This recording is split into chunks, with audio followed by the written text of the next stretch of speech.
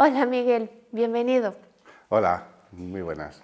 Gracias por aceptar la invitación y darnos esta oportunidad para poder conversar contigo sobre uno de los temas que nos acomunan, ¿no? Que es el tercer sector social y profundizar en algunos también otros temas. Muy bien, pues muchísimas gracias. Yo estoy encantado de estar aquí aportando lo que pueda.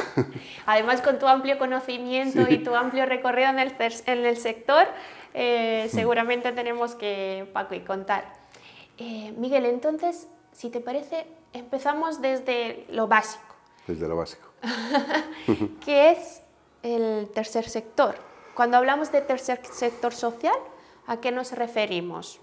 Pues sí, la verdad que hay mucha confusión con los términos y sobre todo la gente, aquí es un término que además ahora se habla cada vez más, bueno, la gente o las personas de la calle no sabemos muy bien a qué nos referimos, ¿no? En realidad se llama el tercer sector porque no es ninguno de los otros dos, ¿no? Ni el sector privado, que es el sector de la empresa, ni el sector de la administración, el sector público. Este es un sector que es diferente, tercer sector.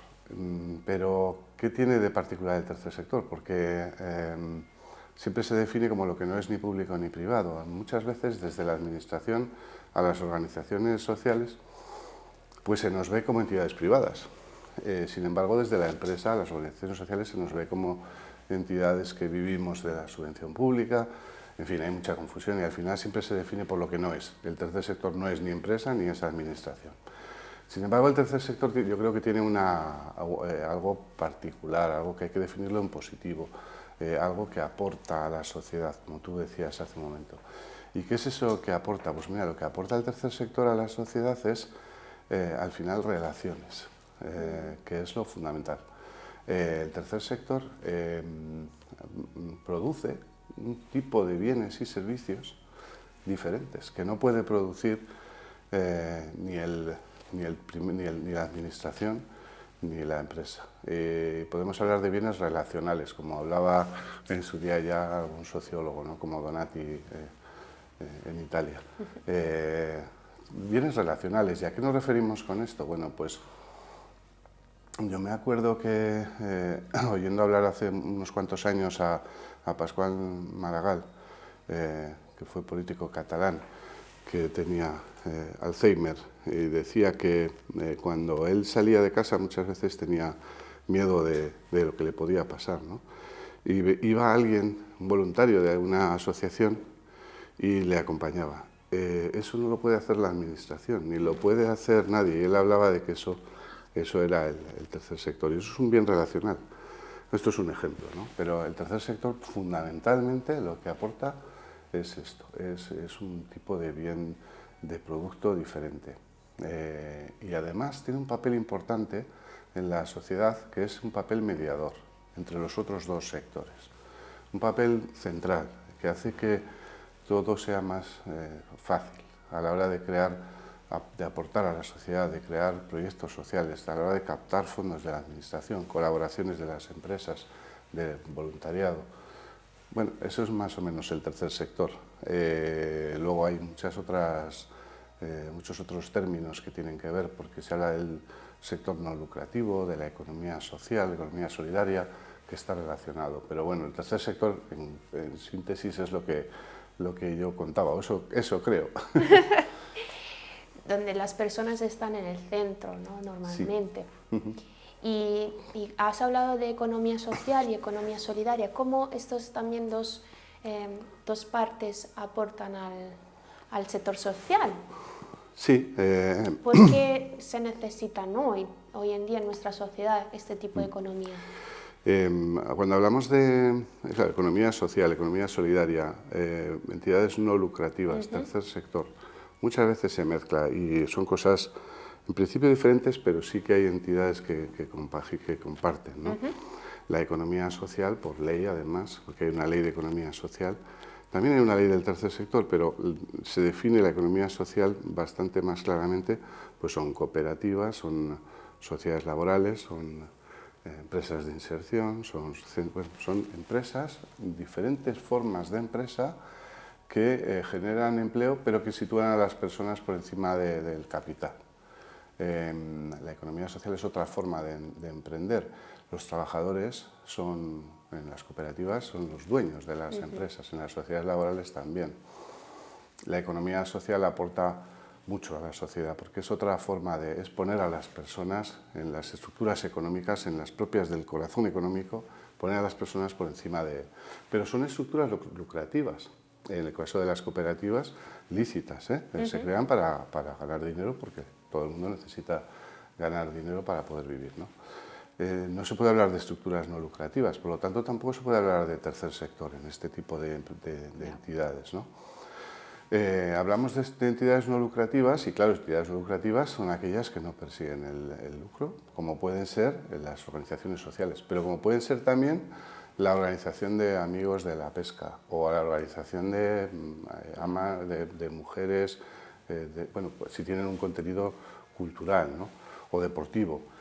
Pero cuando hablamos de tercer sector nos solemos referir al tercer sector de acción social. Entonces ya estamos hablando de entidades sociales que tienen un fin social. Las fundaciones, por ejemplo, pues es una forma de economía social, pero además hay muchas formas, ¿no? Y la economía solidaria tiene que ver con estructuras económicas que persiguen no ya solo crear empleo, sino crear una aportación sostenible a la sociedad, incluso medioambiental, ¿no? Ahí tenemos todo este conglomerado. Es muy necesario en la sociedad, ya no solo por lo que producen o por lo que supone el Producto Interior Bruto, de la cantidad de empleo que generan, sino por esa labor pedagógica que hacen.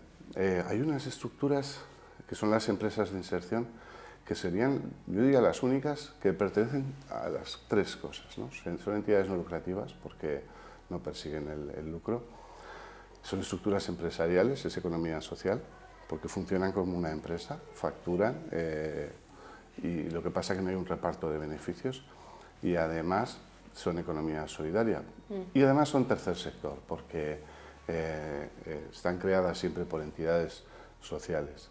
Entonces, bueno, pues todo este conglomerado lo que hace es aportar mucho valor a la sociedad, valor de sensibilización, de educación, pero además de lo que supone económicamente, crean riqueza igual que cualquier empresa. Luego, si tenemos tiempo, nos das algún ejemplo, pero también nuestro programa de innovación social, de Innova Social, ayudó también a impulsar la plataforma del tercer sector a nivel local de Burgos. Esto es un ejemplo de trabajo en red, lo que últimamente llamamos trabajo en red, ¿no? de entidades sociales que se unen. Claro, como dice, ¿no? Decimos que el ser humano es por naturaleza social, o sea que se necesita con otras personas para sobrevivir. Entiendo que también las entidades sociales, las organizaciones se necesitan unas a otras para seguir hacia un futuro más eficaz, más innovador. Y entonces, como eres el presidente, ¿no?, de la plataforma, ¿nos puedes contar un poquito cómo ha sido el proceso de la creación de la plataforma y por qué se creó también? Y si hay algún proyecto que ha nacido de un alto impacto social a raíz de estas sinergias. Es fundamental el trabajo en red y es uno de los grandes retos que decías tú del tercer sector, bueno, lo es de toda la sociedad. Pero el trabajo en red es fundamental porque ponerse a llevar a cabo un proyecto en solitario, aparte del miedo que te da por lo innovador y por el riesgo, y aparte de las garantías de éxito que se reducen, el hacerlo en red, además de las aportaciones, la seguridad y el impacto que pueda tener, pues es muy superior. Por lo tanto, es uno de los grandes retos, que no siempre se consigue porque no es fácil. Pero en Burgos pues es una de las, yo diría, la provincia de Castilla y León con mayor desarrollo del tercer sector y que más experiencia y trayectoria tiene de trabajo en red en el tercer sector sobre todo. Una vez en Valladolid, en la Junta, nos decían pues que Burgos lo tenéis todo, ¿no? Tenéis un amplio desarrollo industrial y empresarial, estamos a la cabeza de la región también, Tenéis la administración muy desarrollada, también lo uno va unido, ¿no? Porque cuando hay empresas pues se requieren servicios. Claro. Y también tenéis el tercer sector más desarrollado de la comunidad, sin duda, que yo creo que no es casualidad, que va todo unido, ¿no? El tercer sector también se desarrolla donde hay empresarios solidarios, donde hay riqueza, donde hay una administración, donde hay un caldo de cultivo para crear. Una sensibilidad, ¿no? Sí, Ya. eso es. Y entonces aquí, desde el principio, se han creado grandes entidades, grandes me refiero no a tamaño, sino de calado, de impacto. Pues tenemos a Españas, que es puntera, que lo ha sido durante más de 50 años. Tenemos un montón de entidades que trabajan con personas con discapacidad, pero con todo tipo de discapacidad, orgánica, como autismo. Bueno, me voy a dejar miles, porque en la plataforma somos casi 30, 29 me parece que somos ahora. Discapacidad sensorial, de Arasur, de la Asociación de Personas Sordas y de exclusión, pues fíjate, hay un montón de entidades que trabajamos con personas en exclusión. Entonces, en Burgos, que hubo una experiencia muy importante cuando había fondos europeos, que era muy bonito cuando podíamos acceder. Es lógico, antes los fondos llegaban a España y ahora pues tienen que ir a otros países que lo necesitan más, ¿no? Pero en aquella época hubo experiencias con fondos europeos, con Fondo Social Europeo, que obligaban a trabajar de forma conjunta y se creó una plataforma que era Equalbur, que fue una experiencia muy buena de trabajo en red, de trabajo de colaboración, no solo del tercer sector, porque ahí estaba la universidad, estaba la administración, había empresas, fue una experiencia. Y aquello, pues se acabaron los fondos europeos y se acabó, pero quedó la costumbre de trabajar en red. Y llegó un momento en el que vimos la necesidad de que las organizaciones sociales estuviéramos coordinadas y trabajando juntos. En el sentido de, primero, de coordinarnos y sacar experiencias, como decías, comunes, y también en el sentido de hacernos oír y participar tanto en el diseño como en la ejecución de las políticas, de las medidas legislativas y políticas. En el tercer sector tenemos que participar, no nos podemos quedar en ejecutar los programas que nos dicen los políticos o las administraciones, ¿no? Porque somos los que estamos en contacto con las personas y porque somos, como decía antes, tenemos un papel importantísimo ahí. Entonces, la plataforma del tercer sector nació con estos dos objetivos. Primero, crear un espacio de coordinación que ya existía, pero crearlo oficialmente. Y crear una especie de lobby, llámalo plataforma, pues de incidencia política, por decirlo así. Y de ahí la verdad es que la experiencia está siendo muy buena en los dos sentidos. Por la parte de la administración, pues ya con el ayuntamiento tenemos una mesa de participación que se creó, nos escuchan. Hay mucho por hacer porque desde muchos sitios se nos sigue viendo como el mero brazo ejecutor. Ya. Y como entidades privadas que lo que tienen que hacer es lo que les digamos nosotros, ¿no? Bien, a mí me gustaría que esa relación de subordinación, a mí y a todos los que estamos en esto, esta relación de subordinación no se diera tan fuerte, ¿no? Sino que fuera una relación de cooperación, de colaboración de verdad. Pero ahí estamos, lo estamos intentando. Y por otro lado, pues la coordinación está claro, ha habido muchos proyectos que se están haciendo de forma conjunta, por mencionar alguno. Sí, ¿nos cuentas alguno? Sí, pues sí, os cuento alguno así muy rápidamente. Por ejemplo, la Fundación Aspanias Burgos y la Fundación Intras están gestionando desde hace tiempo la residencia de las huelgas de personas con enfermedad mental. Esto es un proyecto de coordinación muy importante. Fundación Lesmes y Aspanias están llevando un programa con el ayuntamiento. Nosotros, bueno, yo como estoy con la Fundación Lesmes, pues perdonadme que me vaya a mi terreno, pero lo veo de cerca y entonces se ve ahí claramente la colaboración. Estamos ahora mismo con un proyecto en colaboración con la Asociación Banco de Alimentos. Estamos intentando crear, bueno, ya está creado, de hecho, una planta de reciclaje de aparatos eléctricos y voluminosos que van al punto limpio, que además tiene ese componente medioambiental, pero que nosotros lo hacemos por crear empleo, ¿no? Ahora van a empezar a trabajar 6 chavales. Las dos, ¿no? Sí. Este proyecto nosotros, como Fundación Lesmes, en solitario no hubiéramos podido hacerlo porque no tenemos la capacidad, ni la solvencia económica, ni la capacidad para llevarlo a cabo. El Banco de Alimentos sí tiene esa solvencia, pero no tiene la solvencia técnica para llevar a cabo. Entonces, las dos entidades juntas hemos sido capaces de poner en marcha este proyecto que en solitario no hubiera sido posible, por ejemplo, ¿no? Pero de estos ejemplos hay un montón, ¿eh? Hay un montón. Y claro, los beneficios no solo has comentado, ¿no?, del trabajo en red, de colaborar con otros, de abrirse, de tener, ¿no?, una meta común y ir juntos y aportar, ¿no?, el conocimiento que uno tiene. Si el otro no tiene conocimiento, otro igual tiene más recursos técnicos, pero ¿cuáles son los...? Porque todo beneficio, todo, ¿no? Pero habrá una parte que es difícil. ¿Cuáles son los retos de trabajar en red, por ejemplo, de colaborar, ¿no? ¿Qué puedes...? Sí, no es, como decía antes, el trabajo en red no es fácil. No es fácil como no son fáciles las relaciones humanas. A mí me gusta la teoría ecológica que dice que el ser humano es el fruto de sus relaciones, ¿no? Decir, la formuló Bronfenbrenner ya hace muchos años y decía que el desarrollo evolutivo de un niño es el producto de las relaciones que tiene, claro, en los diferentes sistemas. Él hablaba del microsistema, bueno, en el colegio, en la familia, en el barrio. Una organización social es lo mismo, es fruto de las relaciones que tiene. Una organización social es producto de una organización social no puede vivir aislada, pero dependiendo de las relaciones que tenga va a ser de una manera o de otra. Y como son relaciones, pues las relaciones no están exentas de conflictos, de dificultades, de protagonismos.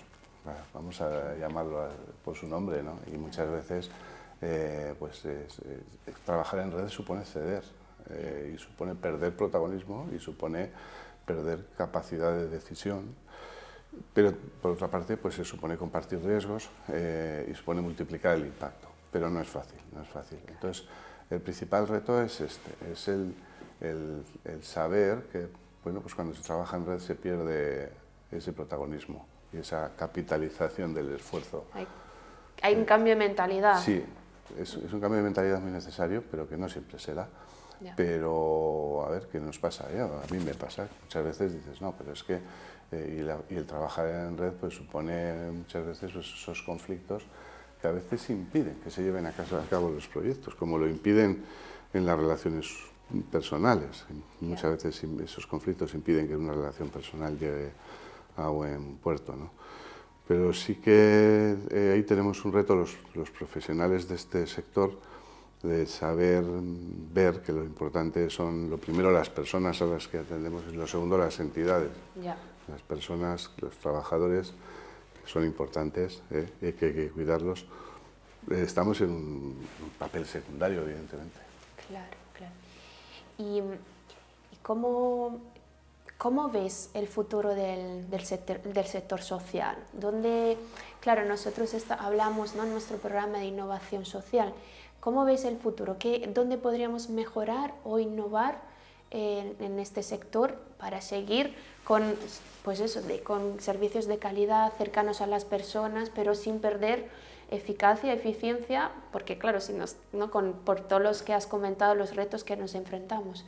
¿Cómo ves? ¿Dónde podríamos seguir? ¿Qué camino podríamos seguir? El camino del tercer sector tiene muchísimo futuro. Esto está en mantillas, esto tiene que desarrollarse.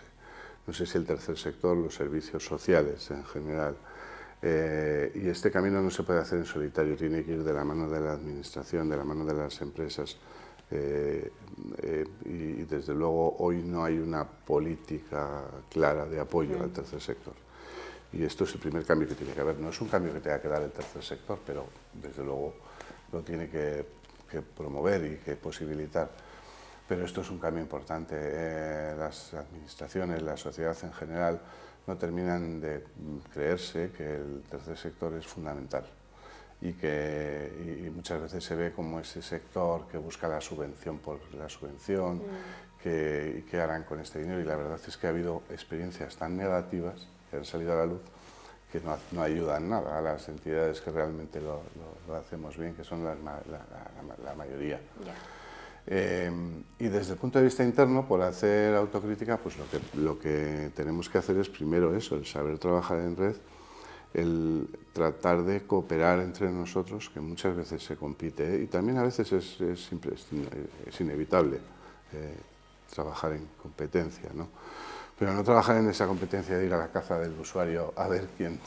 Porque se lo coge, ¿no? O sí, la subvención. O, sí, y ahí tendríamos mucho que mejorar en esa cooperación, en esa colaboración. Y en muchas ocasiones lo que tenemos, otro de los retos importantes es profesionalizar esto y mejorar la calidad de los servicios que damos. Esto al final es un sector profesional. El voluntariado es muy necesario y desde luego el voluntariado hace... las personas voluntarias consiguen cosas que no conseguimos los profesionales. Pero ojo, estamos trabajando con personas. Hay algunas cosas que no pueden hacer voluntarios, como tampoco se nos pasaría por la cabeza que una carretera fuera ejecutada, una obra pública fuera ejecutada por voluntarios, claro, ¿no? Porque esto es algo, y cuando trabajamos con personas más, entonces estamos hablando de una gran responsabilidad. Este sector tiene que profesionalizarse de una vez. Se han dado pasos importantes, pero hay que dar más pasos. No estoy criticando al voluntariado, pero estoy situando a cada sector en su sitio. Claro. El voluntariado hace una labor de acompañamiento, de apoyo, ¿no? De apoyo y de convencer, porque cuando un voluntario le dice a cualquier persona, le da un consejo, se lo da desde el corazón. Cuando se lo da a un profesional, se lo da desde su trabajo, ¿no? Tiene otro valor, tiene otra aportación. Por supuesto que es necesario el voluntariado, pero no sirve para todo. Hay otros retos, pero bueno, yo creo que tres de las cosas que hay que mejorar son estas. También el voluntario puede ser de puente, ¿no? Sí. Igual en esas relaciones con otras entidades, porque no tiene esa necesidad de cumplir con unos objetivos, ¿no? A veces, yo le digo por mi experiencia personal, porque yo he sido voluntaria en España, ¿no? De Europa, entonces, claro, me siento como puente entre casi dos países, ¿no? Como mi voluntariado ha hecho siento como el puente entre Italia y España, y digo, pues igual, ¿no? El voluntario puede también apoyarnos en esa labor de crear esas relaciones sanas. Claro, también efectivamente. Entre entidades. Sí, y eso solo lo puede hacer un voluntario. Claro. Eso no es un trabajo profesional. Por ejemplo, ¿no? Claro. Que es una de las... Sí, así reflexionando contigo sobre que estabas hablando, claro, del voluntario, digo, pues mira, podría ser. ¿Y algún proyecto que nos querías contar, por ejemplo, así de impacto, que vino a raíz del trabajo de red que nos has dicho de España y de Fundación Lesmes? ¿O hay alguno más que, no sé, de la infancia, de la educación? Bueno, pues hay redes muy importantes. Por ejemplo, en el marco de los proyectos de Fundación La Caixa, que además también está detrás Fundación Caja de Burgos, hay grandes redes de proyectos que se han creado a nivel de toda España e incluso de fuera de España, como por ejemplo el programa Incorpora, ¿no? La red Incorpora es una red que lleva más de 10 años, que se creó con el objetivo de hacer intermediación laboral, inserción sociolaboral, dando un salto cualitativo, sobre todo desde el punto de vista del trabajo en red. Por eso es tan importante.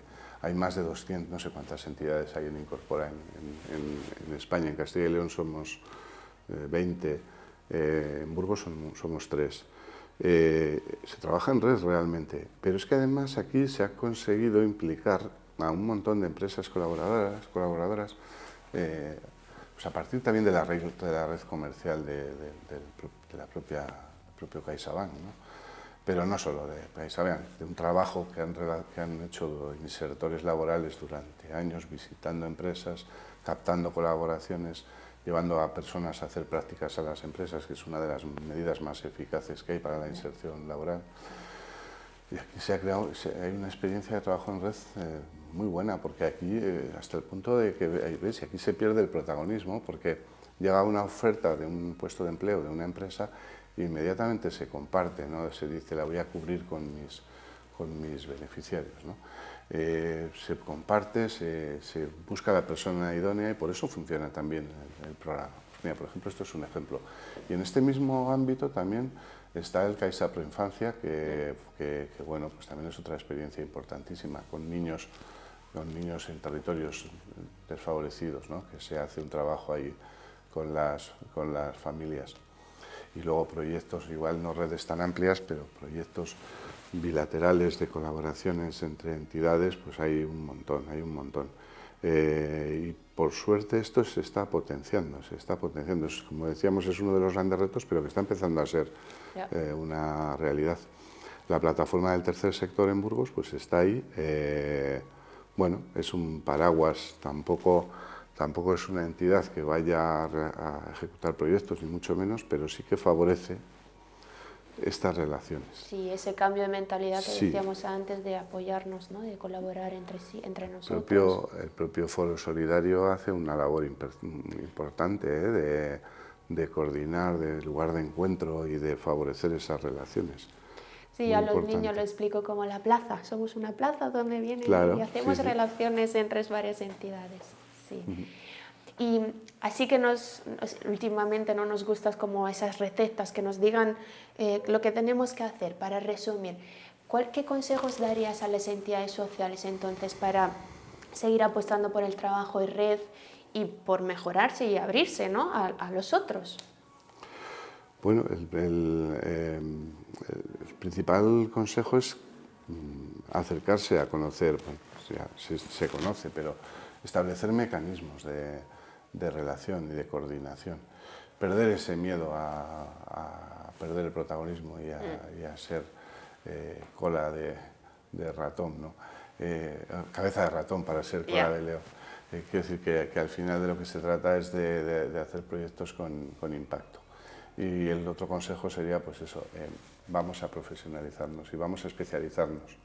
No vamos a tratar todos de hacer todo porque es un error, porque si se abarca mucho no se llega, no se aprieta. Se trata de especializarnos y como hay sitio para miles de entidades, hay mucho trabajo por hacer, muchas especialidades, pues vamos a ver de qué forma podemos, que nuestro trabajo pueda servir a otras entidades sin hacer lo mismo y que podamos pues, estar de verdad al servicio de las personas, que es para lo que estamos, y dar un servicio de calidad y no tratar de ver quién lo hace mejor y quién se lleva al final el gato al agua o quién caza esta subvención. Es inevitable también, porque bueno, pues en la vida la competencia está ahí y eso también hace que se crezca. Pero en este sector pues tenemos que ser ejemplo de colaboración. Claro.